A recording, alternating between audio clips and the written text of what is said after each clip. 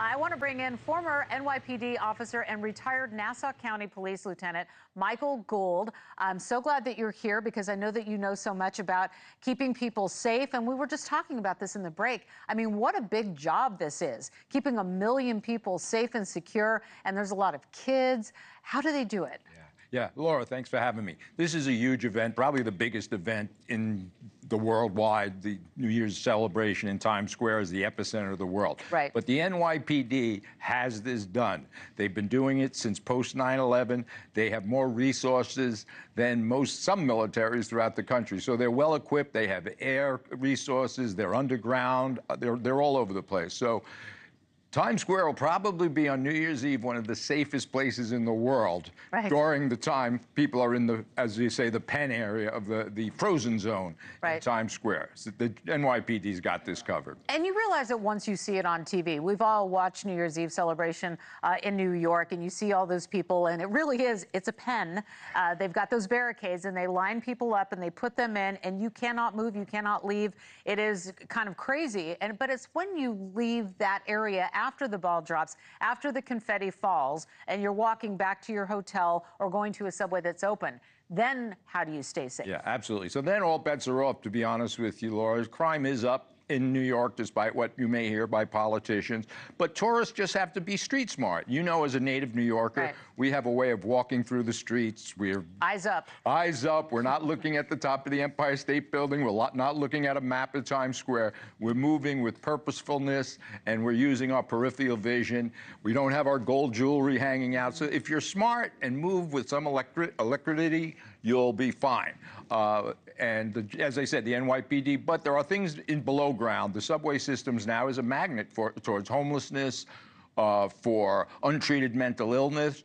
There's a criminal element that feels somewhat emboldened right now because of some of the policies by the district attorneys in different boroughs. So you have to be careful, but it's relatively safe.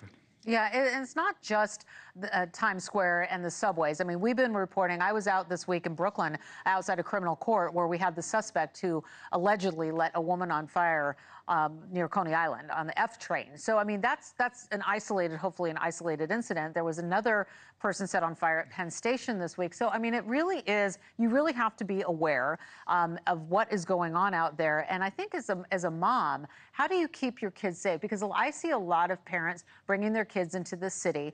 Other than keeping your eyes up, I guess, what can you tell people? What do you do with your family? Yeah, well, you have to be cautious, and you have to have what I call situational awareness. You can't be daydreaming. You're certainly not going to take a nap on the subways like you may have 20, 30 years ago. So you have to, when I'm on the platform, I stand near the stanchion. I'm obviously not looking over the platform. So if you're aware, the criminal element will generally stay away from you. Obviously, supervise your children. It's not a joyride by any stretch of the imagination, the subway. So yeah, common sense will generally get you by. One of the things we've talked about here in New York are the resources for the NYPD. Do you feel that the NYPD has enough resources at this point? You talked about how strong the NYPD is, and God bless them all because we know that they work so hard. But do they have enough resources for what's going on right now? Yeah, completely. You know, they have more resources. This is an all-hands-on-deck evolution, so to speak. So cops and detectives from headquarters, people that normally aren't even working the streets, there's plainclothes offices, there's mounted units, there's canine units.